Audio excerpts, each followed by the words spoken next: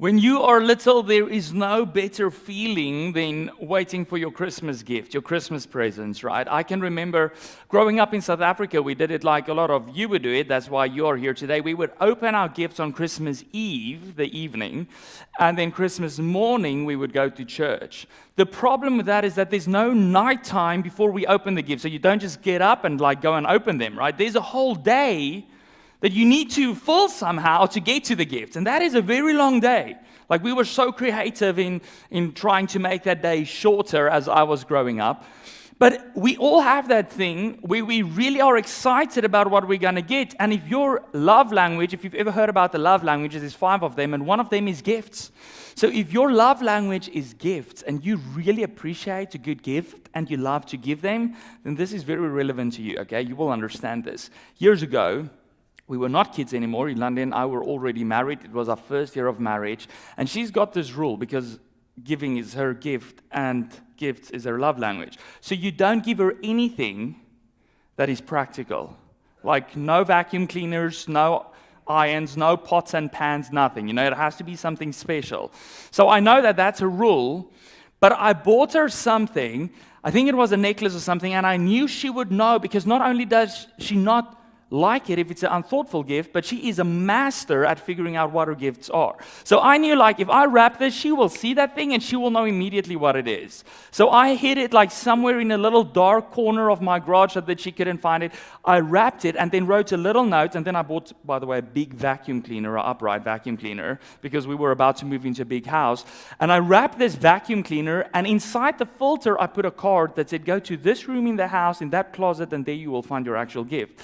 So she's got this huge gift, right? Like that's sitting there for like 2 weeks. She's shaking that thing, like weighing it, trying to figure out what this amazing, incredible, huge gift is. And then Christmas Eve came around. So she's excited. She tears open the top and it says vacuum cleaner. She just leaves it. Like she doesn't even open the thing. So I'm like, no, come on, like open it. And she starts ripping the paper off and it's still a vacuum cleaner. So she's like, and this was literally a response. She's like, is that it? And I'm like, keep going, keep going. You know, like you can't stop there. Like take it out and like see how it works. And like afterwards, I'm like, the filter might have been too deep, right? Like she had to take the filter out to get to that note. So finally, she gets to it and she gets a gift. And I was a happy wife, happy life. So I was happy again. But this is the interesting thing. If your love language, if it's not gifts, you will probably be like, why was that such a big deal? You know, now that I'm older, I'm like, give me something practical. Give me a tool. I'm happy.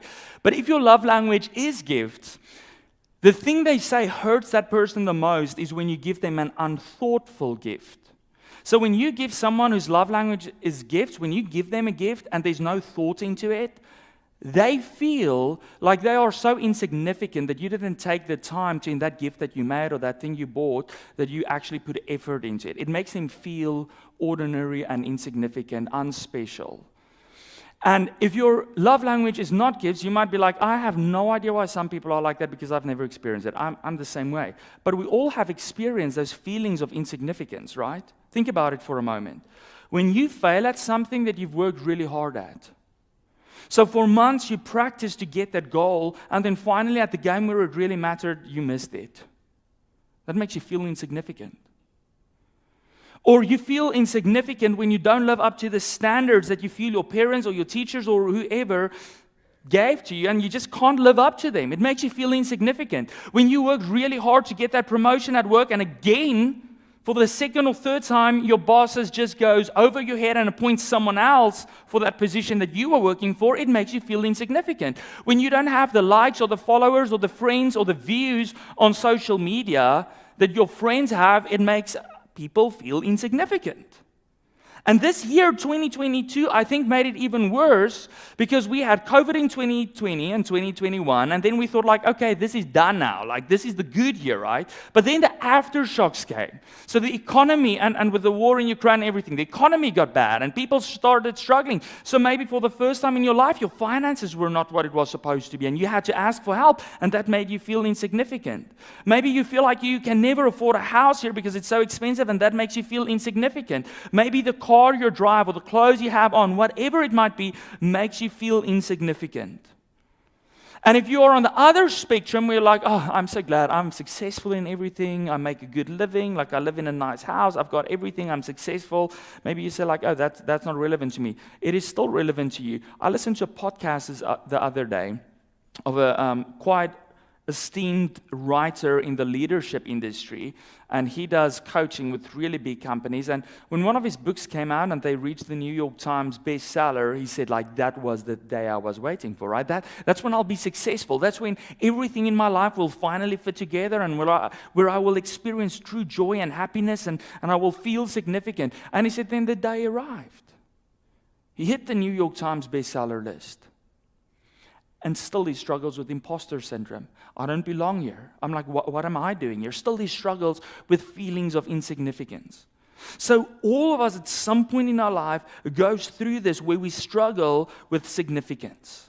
And that is why today, our topic for today, for Christmas, is searching for significance. Because what if Christmas could change all of that for us?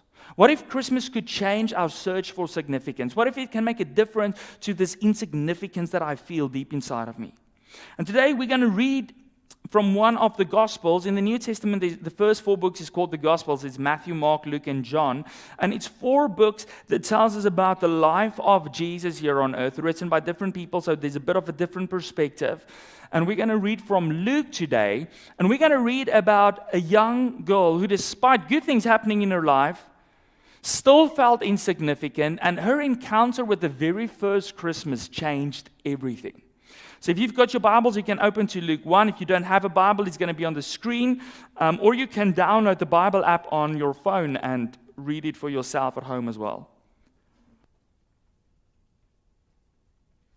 So Luke 1, from verse 26 to verse 38. In verse 26, in the 6th month of Elizabeth's pregnancy. Now, if you don't know who that is, we spoke about her 2 weeks ago. She was a family member of Mary that became the mother of Jesus. And she was really old when she was pregnant. She couldn't have children. She was really old. And then she finally had a child. So she's pregnant now for 6 months. During that time, God sent the angel Gabriel to Nazareth, a town in Galilee, to a virgin pledged to be married to a man named Joseph, a descendant of David. The virgin's name was Mary. And the angel went to her and said, "Greetings, you who are highly favored. The Lord is with you." Hear Mary's response. Mary was greatly troubled at his words and wondered what kind of a greeting this might be. But the angel said to her, "Do not be afraid, Mary. You have found favor with God, and you will conceive and give birth to a son. You are to call him Jesus, and he will be great and will be called the Son of the Most High. The Lord God will give him the throne of his father David, and he will reign over Jacob's descendants forever. His kingdom will never end." Mary again. "How will this be?" Mary asked the angel, "since I am a virgin." The angel answered, "The Holy Spirit will come on you, and the power of the Most High will overshadow you. So the Holy One to be born will be called the Son of God. Even Elizabeth, your relative, is going to have a child in her old age, and she, who was said to be unable to conceive, is now in her 6th month. For no word from God will ever fail." "I am the Lord's servant," Mary answered. "May your word to me be fulfilled." And then the angel left her. A woman who felt insignificant found significance in a completely different way than expected. It is interesting to me that when the angel appears to her, the first word is, "Greetings, you who are highly favored." Now, by the way, if you read throughout the Bible, almost every single encounter that people had with angels, so heavenly beings, their response was one of fear. So almost every time, whenever there was an angel, some of the first words they say is, "Do not be afraid." Mary, her response is not, "Oh, I'm seeing an angel, I'm going to die," or "What's going on?" Her response is, "I'm not favored. Like, how can you call me favored?" That is her very first response. Not fear or anything, but like, this cannot be. And the Bible actually says she was greatly troubled and wondered what it might mean. An angel of God appears and says you are favored, and she's troubled by it. Because she experienced this deep sense of insignificance, and I wonder why she experienced that. Why did she believe that she did not deserve God's favor. And there's a couple of things maybe in her background that's important for us to know. Like one, the town she was from, Nazareth, was not a town on the map. Okay, it was not New York, it was not Toronto, it was not Tel Aviv, it was not Cape Town, it was not one of those big city names that you know. It was this tiny little place that no one really knew about. So she wasn't she didn't grow up in the impressive city and everyone's like, oh, you're from there? This was a young girl, probably between the ages of 13 and 16, probably closer to the lower age of it. She did not come from a fancy family. She was not a princess. She was not a saint as she is today in the Catholic Church, right? She was just a pretty plain Jane, average plain Jane. Nothing special about her. She wasn't even a wife. And back then that mattered a lot. She was promised to a man, so she was engaged. And guess what? That man was a king? No, he wasn't. He was just a simple carpenter. Like, there was nothing special about him as well. So Mary, when she looked at her life, she felt insignificant because she's not from the right town. She's not from the right family. There's nothing special about her life. She's looking at herself and she's like, how is this favored? I'm just average. And I think so many of us feel that way, where we start to feel insignificant at work when people don't see me, or when I try to do the same thing over and over and I just don't see different results. Some of us feel insignificant when I've tried so many different things, but still I do not know my purpose. Still I do not know what I'm here for. Still I do not know what really makes me happy or what I'm supposed to do with my life. We feel insignificant when our income is low, or when my home feels insignificant. All of these little things, right? And maybe the biggest thing that sits deep inside of our souls is maybe you feel insignificant because you feel like you've messed up so many times, you've got such a bad background, you've sinned so many times, you've messed up so many times, you've done so many wrong things, that there is no way that the God of the universe could take an interest in you or care about you. Maybe that's what makes you feel insignificant. Because if I had to pick a place where I would put the King of Kings, God's own Son, I would have probably picked the most significant city in the world and the most significant family that's known by everyone. Like, pick the president of the US or something, right? So that everyone knows, oh, Jesus is born. And maybe you feel significant because you're not that well known and you don't live in the right place. But here's the interesting thing. God has never worked that way, the way we would work. God always does it a different way. God always goes for the least likeliest of people in the least likeliest of towns, and He chooses to use them. This is the first thing I want to leave with you today. If you feel insignificant because of external things like your money, like the amount of likes on your social media or views, whether you feel insignificant because a boss skipped over you again, whether you feel insignificant because of your broken past or your marriage that's falling apart, or you feel insignificant because you believe God cannot care about someone like you, I want to tell you, it doesn't matter who you think you are, because that's not necessarily the truth. What is the truth is who God says you are, because God is the one, the Bible says, that weaved you together in your mother's womb. God is the one who created you for purpose. So if anyone knows who you are, it is not you, it is the one who created you for purpose. And you are here today, I believe, not because your grandmother dragged you to church or because you came out of tradition. I believe you are here today because God still has a purpose and a plan for your life. And God sees things that no one else sees. But your feelings of insignificance is not a true reflection of your actual significance. The angel tells her in verse 30, he says, you have found favor with God. God chooses to use ordinary people for extraordinary things. And when I look at that question, I'm like, why would God pick that girl out of all the people on earth? Why would He pick her? I'm like, I don't know, but God saw something in her. And maybe it was the fact that when Jesus was about 30 years old and soldiers came to arrest Him, all of His disciples ran away. The guys who said, Jesus, we will die with you. And then when it came to the cross, the same thousands of people that when He rode on the back of a donkey into Jerusalem, people threw out the clothes and blankets and palm leaves in front of Him, and honored him as the King of Kings, maybe because all of those were missing at his cross, but there was a mother standing in front of that cross that would not leave. Maybe that's what God saw in her. I don't know. But God sees things in us that no one else sees. And you have to learn not to view yourself by your own standards and measures, but to view yourself through God's eyes. God sees you, no matter who you are. And God knows you. And He cares about you.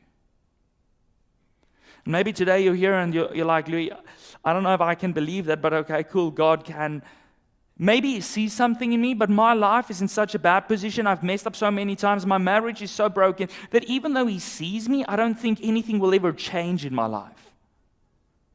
So what can God do with an seemingly insignificant life? We read about that in verse 30, where the angel tells Mary, Mary, you will give birth to the Son of God. And Mary's first response is, but how?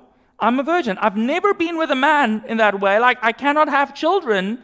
Like, it is impossible for me to have children. And then the angel's, oh, by the way, you know your family member Elizabeth? She's like, yeah, the one that can't have children. The angel's like, yes. It's like, the really old one. Yes. Guess what? She's pregnant as well. You see, it was never about Elizabeth's ability. It was never about Mary's ability. It was about God's ability. God had something in their life that they couldn't do themselves. And maybe you're sitting here today and you're like, Louis, part of the reason why I am not a Christian is because you guys believe fairy tales like that a virgin can have a child. That doesn't make sense. Actually, it makes pretty good sense, and actually we can do it as human beings. Do you know that? My brother is here visiting from South Africa. He's a veterinarian. He does it all the time with pigs and stuff. They call it artificial insemination. We call it in vitro in human beings. Science can make a virgin give birth. But we're like, it's impossible for Mary to have a child when she's a virgin. You really believe that when science can do that, God is not capable of doing it? You see, we limit God not because God is limited. We limit God due to our own thought processes, due to science that we think like says this thing, but then, by the way, it changes in a couple of years, and then we place certain limitations on God. We place limitations on God based on the tradition we grew up or the religion we grew up. And I'm like, in my tradition, like, maybe that happened in the past. It cannot happen again today.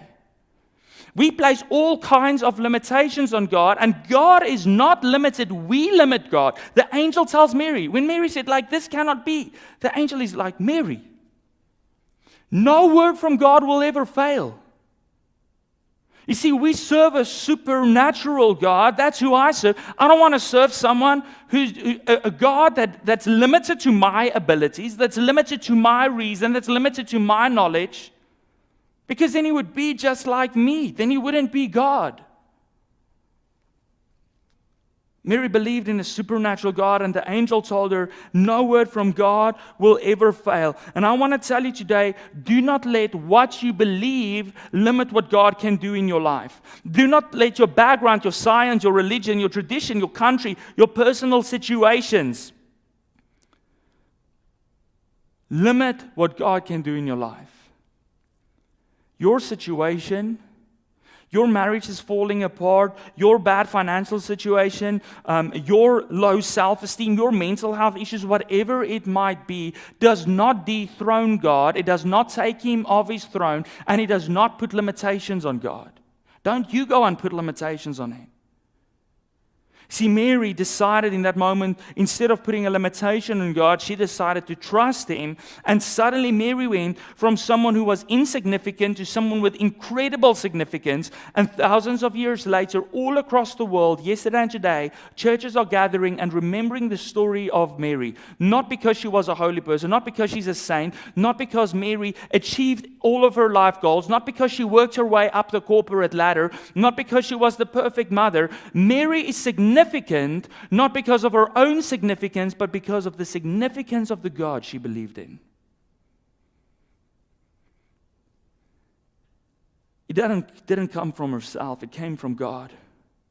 And just as God did something incredible in her life, I want to tell you, God can do something incredible in your life as well. Whether that is filling that hole, that emptiness, that feeling of insignificant, whether that is helping you through an addiction that you're struggling with, whether that is just helping you find meaning in your work, there is no limitations on what God can do in your life.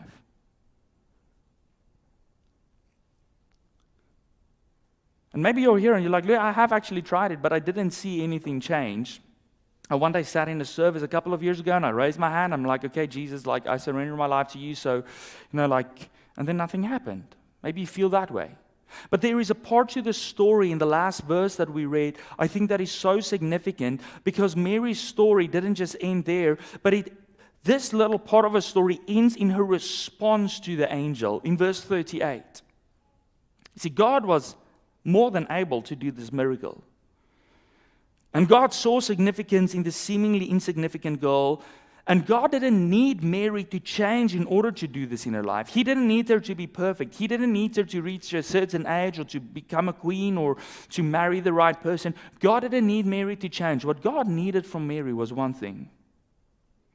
He needed her to surrender. And she goes in verse 38 and she says, "I'm the Lord's servant. May your word to me be fulfilled." She's like, "God, I'm incapable of sorting out this mess in my own life. I'm incapable of fixing this. I'm incapable of doing this miracle. I'm incapable of fixing my feelings of insignificance on my own. God, I'm incapable to believe in you on my own. So what I'm going to do is I'm just going to say, here, God, I'm your servant. You take it. You do what you want because I have tried for many years, and I've failed over and over and over again." And what's the definition of insanity? Is doing the same thing over and over and expecting different results, right? She surrendered. And I want to tell you today, God, if you're sitting here and you've always thought that in order to come to church, you have to live up to a certain level, or in order to follow Jesus, you first need to deal with all of this messiness in your life, or in order to come to Jesus, you need to be perfect or holy or whatever your definition might be, I want to tell you, you are wrong. God doesn't expect you to be anything different today than what you are. All He expects from you is to say, "Here, I surrender my life." And He will change your life so that it develops into all that He's planned for you. Something so much better than you could ever imagine. But He invites you to come as you are, and He says, just surrender. Like, I'll guide you. And God is a master at changing our lives for the better. All you need to do is say, "I'm available." And that's our third point. If you want to be used by God, you have to make your life available to Him. It's no good to just raise a hand or to pray a quick prayer. You have to make your life available. And part of making your life available to Him doesn't mean that it's one decision where you go, "I do it." It is that one decision, but it is a continuous process of trusting Him. Because here's the interesting thing that we don't read about Mary, but that we know just from history. The Jewish law said that if you had extramarital affairs, if she was pregnant without being married to Joseph, they could stone her to death. Joseph was allowed to not marry her anymore, which would be disaster for her because no one else would ever marry her again. Like back then was wild, right? So not only did Mary have to say, "God, I surrender my life, your will come," she had to trust Him that her fiancé would not leave her. And what was his first response? If you know the Bible story, he's like, "I'm leaving her." And an angel appeared to him and he's like, "No, you're not." Because God took care of her. She had to trust God every day when she walked out into that community that people won't pick up bricks and just stone her to death. She had to trust God that every promise that He made would be fulfilled. So every day, this is what we all have in common, right? Whether you've known Jesus your whole life. I grew up as a pastor's kid. All of my ancestors have been missionaries and theological professors and pastors. And I've known Jesus most of my life. And maybe you're sitting here today and you are like that. Maybe you've just given your life to Him. Maybe you don't know Him at all. But there's one thing that every single one of us here in this room and everyone watching online have in common today, and that is that every single one of us need to learn how to trust God a little bit more. I'm not different from you there. And that was the move that Mary had to make, not just to surrender, but a continuous process where every day she had to say, "God, give me enough grace today to get through this day, to continue to surrender to you, to continue to trust you." It's an ongoing process. So I want to close and I want to ask you this. Do you still believe that you are too insignificant, too broken, too messy, too ordinary for God to really love you, for God to really care about you, for God to really show an interest in you? If you do, I want to tell you that God has proven beyond all doubt that you are more valuable to Him, that you are more loved by Him, and that you are more significant in His eyes than you can ever imagine. And He proved that by leaving heaven and coming to earth, that is often a very messy and broken place, and walking here so that we could have a glimpse of who God is. And He said that ultimate love is proved in this, in one being willing to lay down your life for your friends. And when Jesus died on the cross, He didn't just lay His life down for His friends. He laid it down so that every single person who's ever lived and everyone that will ever come, that trusts in Him, will receive healing. He has proven beyond a doubt that He loves you, that He cares about you, that you are significant to Him. Stop believing the lie that you're not good enough. Through His birth and through His death, He has proven it to us. And maybe you still struggle to trust God. Maybe you still struggle to trust that He's capable of more than your own ability. Maybe you still struggle because you have given everything and you just can't see how any other outside source can fix a situation that you're incapable of fixing. I want to tell you that is just a lie that you have to give up. Like, I struggle with that stuff as well. Like, I'm a very organized, step kind of person. I think like an engineer, and often my mind will ask these questions. I'm like, this doesn't make sense to me. But then I keep reminding myself, it shouldn't all make sense to me, because I do not want to believe in a God that's at my level, that's limited by my limitations. I want to believe in a supernatural Savior. So every time when something doesn't make sense, every time when I struggle to believe something, when I feel like there's no way this could happen, this is beyond human capabilities, I'm like, yes. That's a good place to be at, because that is the place where I have to rely on God's supernatural ability. So this Christmas season, I want to invite you to not just make it about the beautiful snow we had. I know all the Canadians are complaining. South Africans, we love it. To not just make it about the snow, to not just make it about the lights, to not just make it about the gifts under the tree or the trees or the family time. But I want to invite you to, over this Christmas season, to make it about Jesus again, and to come before Him and to say, God, whether you're just here today and you're not certain about Him, or whether you are here and you have already given that first step, but you haven't surrendered everything, I want to invite each one of us to go in this Christmas season and just surrender everything to Him again. And so, like, God, I'm incapable, but You are capable. I might be insignificant, but in You, I find significance. I might be lacking peace and joy, but in You, I find all of that. I want to invite you to take a step of faith, to trust, and to say, I surrender. Let's pray.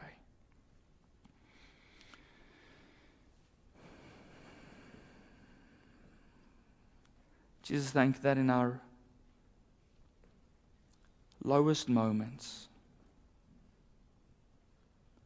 in our most painful moments, in our moments where we feel so insignificant, thank You that in those moments that You reach out a hand to us, and that You save us from our own brokenness. I pray for